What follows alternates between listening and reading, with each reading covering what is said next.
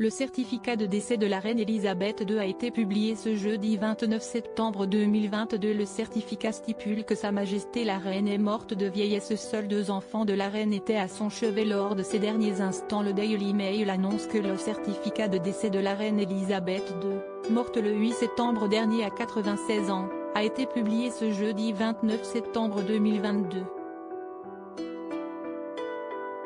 Le certificat de décès de la reine stipule qu'elle est morte de vieillesse.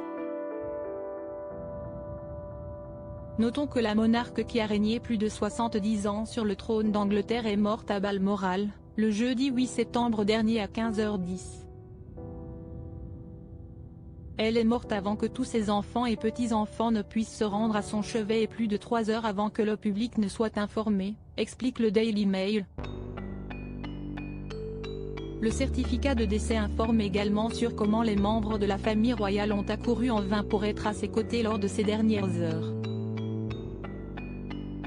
Ce sont les Archives nationales d'Écosse qui ont publié le certificat de décès de la reine cet après-midi. La mère du roi Charles III est morte de vieillesse. Ce qui était exactement la même cause du décès du prince Philippe, en avril 2021. CST la princesse Anne, la fille de la reine Elisabeth II, qui avait informé de la mort de Sa Majesté la reine. À 15h10, les princes William, Edward et Andrew étaient encore dans les airs alors que le prince Harry n'était arrivé que 5 heures après l'arrivée des princes royaux. Seul le roi Charles III et la princesse Anne avaient réussi à se rendre à Balmoral à temps. Lors du décès indiqué à 15h10 sur le document historique, qui précise que le monarque était Sa Majesté la reine, révèle que le roi Charles et sa sœur unique étaient aux côtés de leur mère lorsqu'elle est morte dans l'Aberdeenshire il y a 3 semaines aujourd'hui, selon le Daily Mail. Ils ont fait de leur mieux pour être aux côtés de la reine. Le document souligne le fait que des enfants et les petits-enfants de la reine Elisabeth II ont fait ce qu'ils pouvaient pour être près de la monarque pendant ces dernières heures. Outre les princes William, Andrew et Edward, la comtesse de Wessex était également dans les airs quand la reine est morte. Les royaux ont pris un avion qui a décollé de la RAF Northolt à South Ruislip, dans l'ouest de Londres, à 14h39, pour atterrir 1 heure plus tard.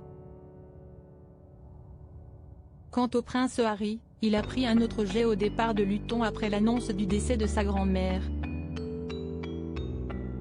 Le duc de Sussex aurait atterri à Aberdeen à 18h46, soit 16 minutes après l'annonce officielle du palais. Le mari de Meghan Markle n'est arrivé à Balmoral qu'à 19h52, soit près de 5 heures après la mort de la monarque. Le Daily Mail affirme ne pas savoir comment le prince Harry a été informé de la mort de la reine.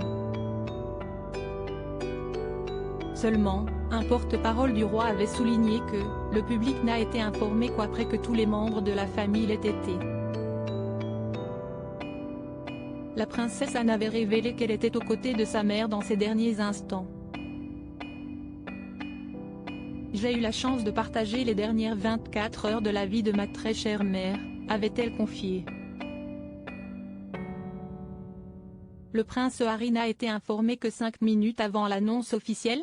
Il y a 10 jours, les collaborateurs du Buckingham Palace auraient réagi avec colère aux affirmations selon lesquelles le prince Harry n'aurait été prévenu de la mort de sa grand-mère que 5 minutes avant l'annonce publique. CST a un article de presse qui avait affirmé que le duc de Sussex, 38 ans, était le dernier membre de la famille à avoir été informé. Il aurait été informé par son père, le roi Charles III, après le Premier ministre, Liz Truss, à 16h30.